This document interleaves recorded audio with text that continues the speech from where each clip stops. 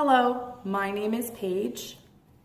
I'm a 2 to 3-year-old teacher. I've been teaching for 3 years now. This will be my 4th year.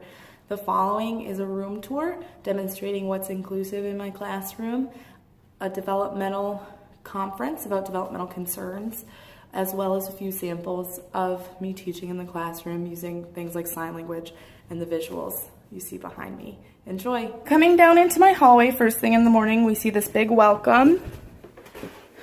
There's my parent information board. On this board, we have our lesson plan, what we're eating for the day, pictures of the teachers so the parents know who to expect, pictures of the children, and then hours of teachers so that parents always know who is giving care that day. On our schedule, it's very open-ended. Our schedule may change slightly day to day to accommodate the needs of the children, good weather, or nature of activities planned. We'll always include these activities, but may shift accordingly. Thank you for being understanding if the schedule is to change. That is specifically put in to help aid children who might need some more outside time or extra activity depending on their need and their development. So this is our door right at child's eye level. We have the classroom expectations, and that's eyes watching, ears listening, voices quiet, bodies calm.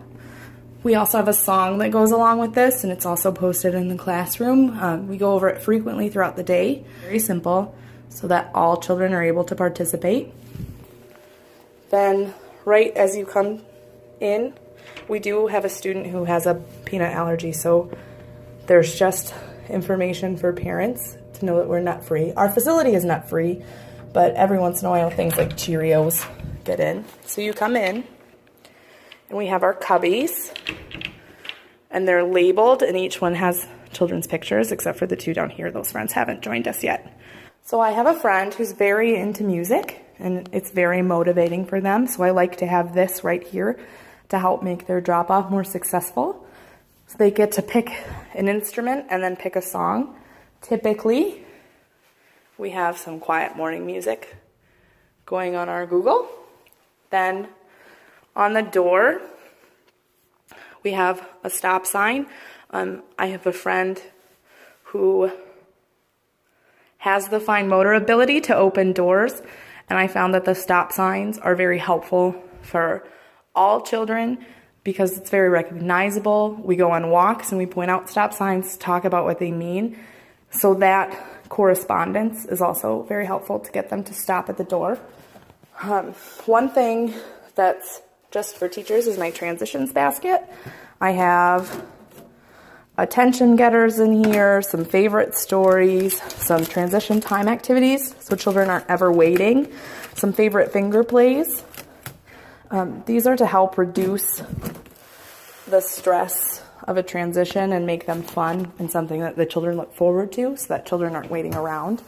We also have our welcome lion. Our welcome lion is for any friend who feels a little bit nervous and maybe needs some extra snuggles in the morning. I do have a friend that loves to come in and say, "Good morning, Miss Paige. Good morning, lion." And they get to sit with the lion, and we set a timer. And then when the timer goes off and they're finished with the lion, they're ready to join the group. I'm currently not using them, but I have in the past. Snack signage. So this is for friends that are considered nonverbal or friends who typically use sign. I've also used it in the past for friends that are sensory about eating. This way it helps reduce kind of the anxiety around that. They can simply, instead of the pressure of saying yes or no or signing yes or no, they can just point, and it helps them relax and helps them relax about eating, and I found those extremely helpful, and I wouldn't have even considered using them without the classes that I've taken. I also have a lesson planning binder, so I use a developmentally appropriate practice. So what that means for me is regular assessments of development using developmental milestones and WeMills, Wisconsin Model Early Learning Standards. So that being said, my room is set up to meet children where they are developmentally. It's set up based off of their interests. So I have some centers that are larger than others. There's big open spaces so everybody can walk. There's a lot of signage is what we're going to see with my lesson plans. So I do the developmental assessments, and I find out what their goals are. So their goals are anything that they need to continue working on or anything that they're ready to move on to. At this age range, typically that's speech and social emotional skills. We focus very heavily on social emotional in the 2 to 3 room. I take the goals from the developmental milestones and then I base lesson planning off of whatever all the children are interested in.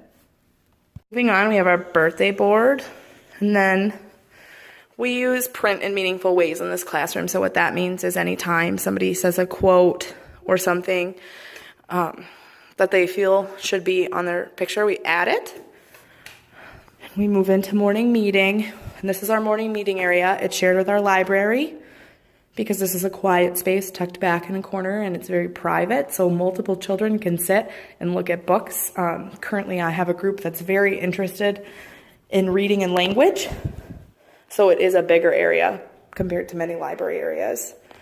Here, we have our circle time play. It just ties into the library with letters, and then our rules and our schedule. We'll sit here and we'll do group time. We'll do story time here. There are labels for children for their spots, but I don't ever force a child to sit at my circle time. They can stand, they can lay on their bellies, they can go and do a quiet activity across the room if that's what they need to do. It's more important to me that a child's engaged and enjoying themselves than it is for them to sit down and learn the ABCs. We also have another stop sign that leads into another classroom. Moving on into our block center. This is our largest area in the classroom because this is where what the most children are interested in, and following developmentally appropriate practice goes hand in hand with that. So here's an example of the classroom labeling. It's a clear real life picture and then words. This again helps with comprehension, helps children match up where things go, helps children know what baskets go where. I have some friends that are, like I said, very interested in books and language, so they very much enjoy matching it up and trying to read, and that ties into the shapes on the walls. And a lot of print in this room. One of our smaller areas of the classroom is fine motor, again, following developmentally appropriate practice. I don't have very many friends that are interested in fine motor right now. We are, however, because that is a typical goal at this age, building it into other fun activities. So in our block center, we have things like tiny blocks and Legos, and we're building that skill by providing them something that they're very interested in. Then we have our housekeeping center. Everything is low, as you can see, so that children can interact with it at eye level. We also have some real life pictures of families to demonstrate diversity and help them make the connection with their own family. Again, another example of fine motor. We have real life play food with caps in our dramatic play, because while friends are enjoying dramatic play and invested and interested in dramatic play, they can build that skill without having to, say, sit down and do a puzzle. This is our sensory/science area. I have a lot of friends in this room and this age group that are very into sensory play. You will notice it is a smaller area following developmentally appropriate practice. But we typically do most of our sensory play currently at the tables. I have in the past had students that can't stand for an entire free play around the sensory bin. It just becomes too much for them, and in the past, I'd put chairs around the sensory bin to help with that.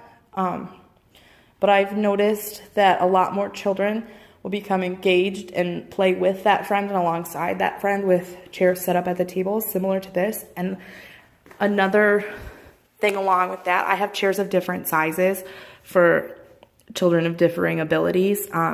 If I have a student who, say, uses a walker or chair and doesn't really have the core strength to sit up for whatever reason, we do have the taller chairs so they don't have to kind of hold themselves up as long.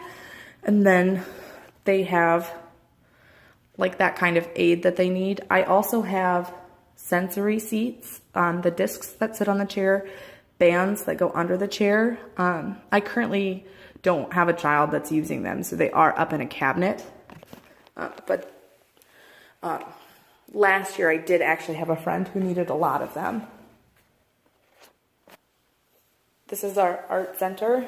Again, it's very open-ended. We are a play-based facility, so friends are allowed to paint and do art, and sometimes we'll just take it out and set it down with some paper on the table, and they just get to do it, and that builds into the sensory component as well. And then we have our soft corner area. We have reminders of what manners sound like, so please, thank you, you're welcome, may I. Those are all things we're working on with our friends. And there's bubbles. And the bubbles seem a little bit out of place, I know, but when a friend is having kind of a meltdown or a sensory moment, or they just need to take a break, and they come and they lay down and they snuggle with a toy, they maybe watch themselves in the mirror. When they have a nice, calm body, they get rewarded with bubbles, because I think it's so important to just promote that good social emotional by positive reinforcement and never, never negative. So when a child has that ability to kind of calm their body, they get that amazing, super fun reinforcement.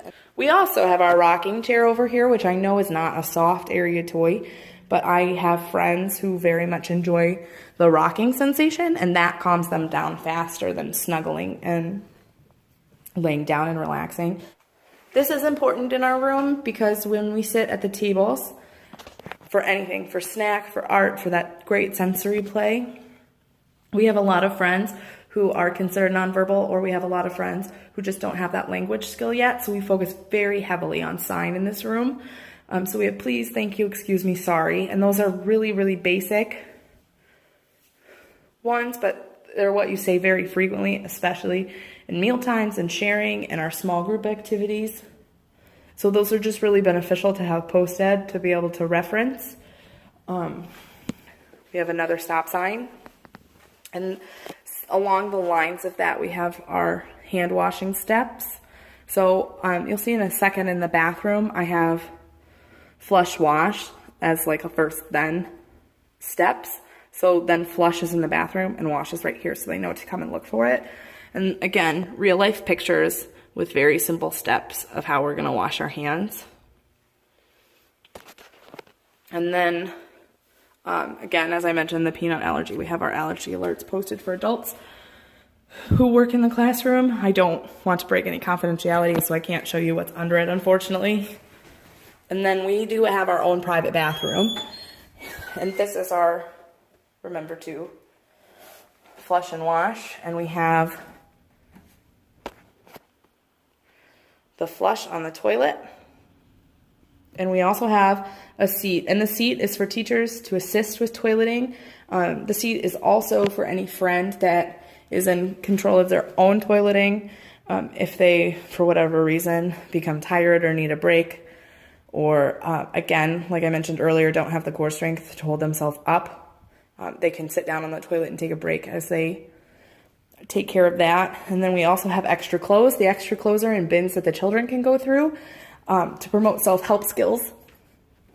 We allow them during any accidents to change themselves, which has been super beneficial with all ability levels and all potty training.